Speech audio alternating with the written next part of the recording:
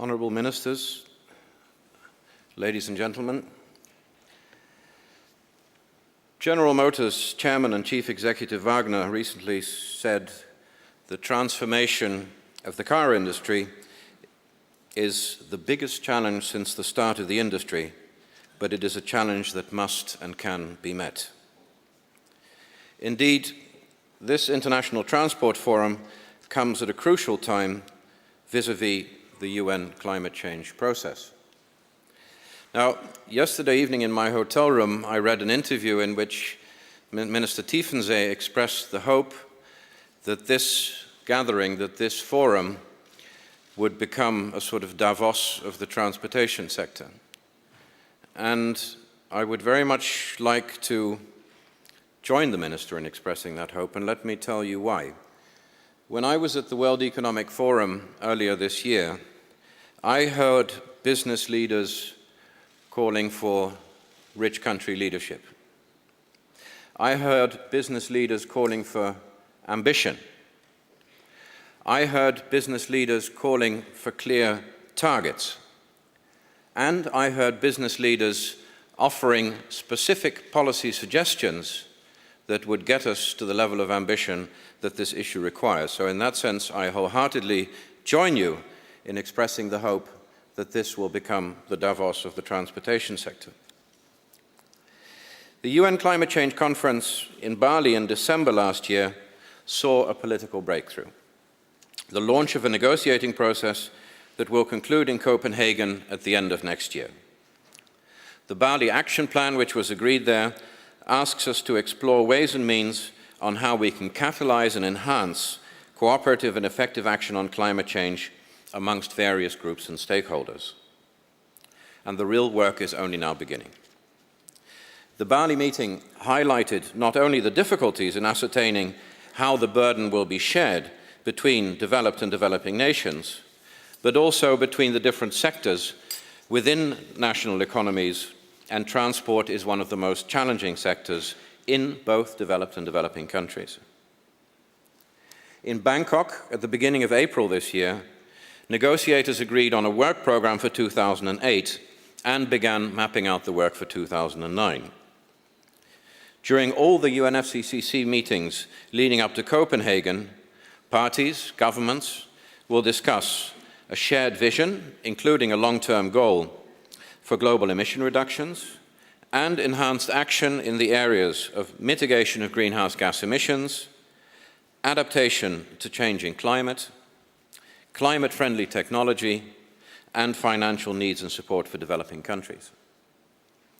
The International Transport Forum is one of the key nodal points of the International Network on Transport and Climate Change.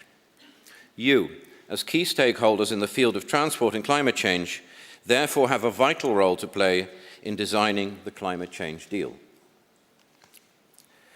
Progress in the transport sector to combat climate change to date is inadequate. The signal you have all heard from the scientific community is crystal clear. Global greenhouse gas emissions need to peak over the next 10 to 15 years, and Dr. Pachauri showed this, and then dramatically drop by at least 50% against 2000 levels by the middle of the century in order to stabilize global mean temperature increases at around 2 to 2.4 degrees centigrade. And for industrialized countries, this means that reductions by 2020 of between 25 and 40% based on 1990 levels will be required. Having said this, all of the current trends in the transport sector fly in the face of what science tells us is required. Present political action in the transport sector is woefully inadequate. Only a few government parties to the Framework Convention on Climate Change, including Germany, have made significant progress in reducing emissions of the transport sector below base year levels. And in Japan, emissions from transport have been declining since the beginning of this decade, but are still well above base year levels. It is crucial that you, as key stakeholders on transport and climate change, provide input into the political process under the United Nations in terms of what sound policies need to be in place so emissions from transport stop rising at their present rate and actually begin to fall in the way that the Intergovernmental Panel on Climate Change clearly indicates they need to. Now, how can the transport sector contribute to the design of a Copenhagen deal? At Bali, developed countries reaffirmed their leadership role in terms of reducing greenhouse gas emissions. Developed countries now need to start thinking hard about what short and medium-term sectoral emission reductions they want to commit to in the transport sector, along with what interim targets they want to build in on the way. All developed countries should, for example, now be considering, first, what ambitious standards for CO2 emissions from newly sold passenger cars they want to set, for example, by 2020. Secondly, the installation of a monitoring, reporting and verification and compliance regime which ensures the achievement of these CO2 standards in 2020, along with milestones, for example, every 2 years up to 2020. And thirdly, setting international benchmarks for certain groups of countries, taking into account differences in national circumstances. Furthermore, all countries need to work towards integrated transport strategies that address all driving factors for increases in emissions, all transport modes, and all major stakeholders. This can and should take into account national circumstances as spelled out in the Bali Action Plan. The latest EEA report on transport indicators, termed 2007, for example, clearly points out that in order to achieve the needed emission reductions, policies and measures must also address demand for transport in a serious way. In that context, there is an urgent need for better reporting so that action can be taken. The data quality on transportation needs to be improved.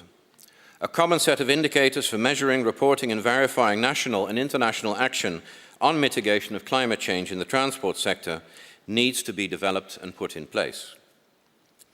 Developing such a table of indicators for transport and climate change as input to the UNFCCC process would be the task of the community of international transport experts. A recent IEA-ITF workshop on transport indicators found that the quality of data on transport is limited in developing countries and poor in developed countries. Therefore, there is an obvious need to improve the data quality as we cannot master what we cannot measure. Industrialized countries should therefore support developing countries in their efforts to improve their data basis. Parties to the Convention could use these new and higher quality data to improve their reporting on their national circumstances based on existing UNFCCC reporting guidelines and include transport-related indicators. If governments include time series indicators such as vehicle kilometers per capita, ton kilometers per unit of GDP, or average vehicle fleet greenhouse gas emissions per kilometer in their reports under the UNFCCC, we would gain a lot more transparency and have a better understanding of where we are in terms of transport and climate change.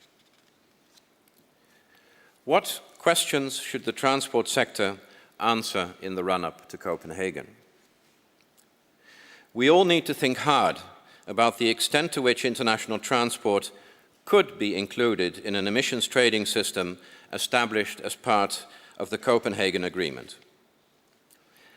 Linking the transport sector to an existing emissions trading scheme would allow for cost-effective reductions of greenhouse gas emissions across sectoral borders.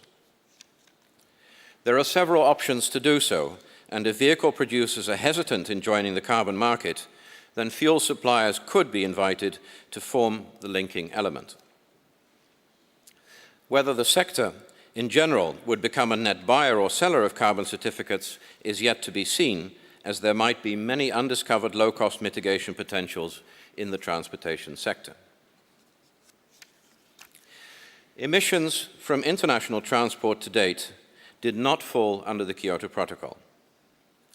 The transport sector, needs to think about whether or not national objectives formulated as part of the Copenhagen Agreement can be reached without transport assuming a cap-and-trade approach. At least within the EU, policymakers and the aviation industry seem to be close to an agreement on a pragmatic way forward.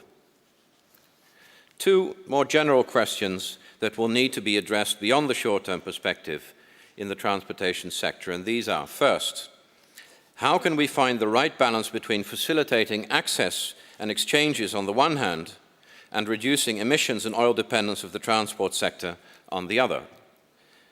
And secondly, which lessons in the transport policy did industrialized countries learn in the past? And could developing countries and economies in transition benefit from these lessons and avoid repeating the same mistakes again? Addressing these fundamental questions in the light of the stark contrast between projected emissions growth of 80% in the transportation sector by 2030 and the needed reductions of 60 to 80% by 2050 would ask for nothing less than a paradigm shift in transport. The transport sector, you, has a choice to make. Whilst there has been little political pressure to reduce emissions from transport up to now, this situation will soon change as industrialized countries assume the leadership role they promised to take in Bali. You have a choice. The question is whether you, as transport stakeholders, are willing to proactively shape the future climate change deal at Copenhagen, or to have your policies shaped by it. New technologies will certainly be part of the answer, but we simply cannot afford to wait for them and hope for a silver bullet to global problems, which may only be commercially available at some stage in the future. It is high time to take action now by adopting more immediate national or regional approaches for all transport modes, which make real contributions and could set examples for others. At the same time, incrementalism should not frustrate fundamental change. While working on short and medium-term solutions, we should ensure that action on conventional fuels and engines does not frustrate changes towards a long-term emission-free future, a future that recognizes an economy-wide change in how we transport and how we grow.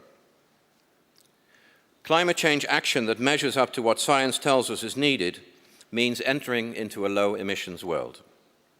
To keep climate change manageable, I personally believe that this vision must be shared by all countries, all sectors, and all stakeholders in the near future. Thank you.